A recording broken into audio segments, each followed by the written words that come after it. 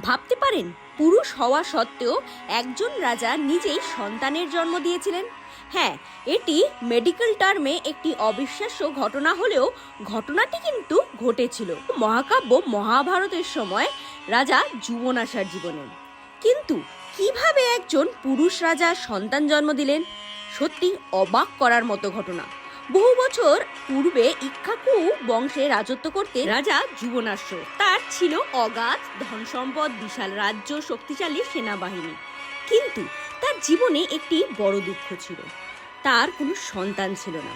রাজ্য আছে, ক্ষমতা আছে, কিন্তু উত্তরাধিকারী নেই। এই চিন্তায় তিনি ভীষণই কষ্ট পেতেন। অবশেষে তিনি বনবাসে গিয়ে ঋষিদের কাছে অনুরোধ করলেন যে আমায় একটি পুত্র সন্তানের আশীর্বাদ দিন।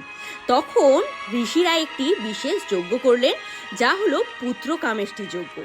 যজ্ঞ শেষে তারা একটি পবিত্র মন্ত্রপুত জল তৈরি করলেন, যা রানীকে খাওয়ালে তিনি সন্তান সম্ভবা হবেন। কিন্তু সেই রাতেই ভগবানের ইচ্ছেতেই হয়তো হলো একটি অদ্ভুত ঘটনা। রাতের অন্ধকারে রাজা যুবনাশ্য প্রচণ্ড তৃষ্ণায় জেগে উঠলেন। তিনি একটি পাত্রে জল দেখতে পেলেন এবং না জেনেই পুরোটা পান করে ফেললেন। পরদিন সকালে উঠে দেখে অবাক, ওটা ছিল সেই মন্ত্রপুত জল যা রানীর জন্য রাখা হয়েছিল। কিন্তু এখন তা পান করেছেন রাজা নিজেই। ঋষিরা বললেন, এই যজ্ঞের শক্তি অটুট, এখন সন্তান জন্ম নেবেই, কিন্তু রাজা যুবনাশ্বের শরীর থেকেই। সময় কেটে গেল। অবশেষে অলৌকিকভাবে রাজা যুবনাশ্বের শরীর থেকে এক শিশুর জন্ম হলো।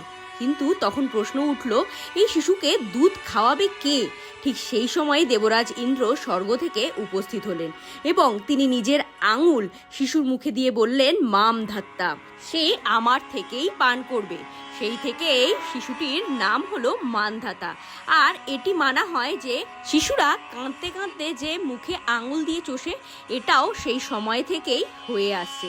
এই শিশু বড় হয়ে পৃথিবীর অন্যতম শক্তিশালী সম্রাট হয়েছিল একটি ভুলে পান করা এক পাত্র জল, আর সেই থেকেই জন্ম নিল এক মহান সম্রাটের ইতিহাস।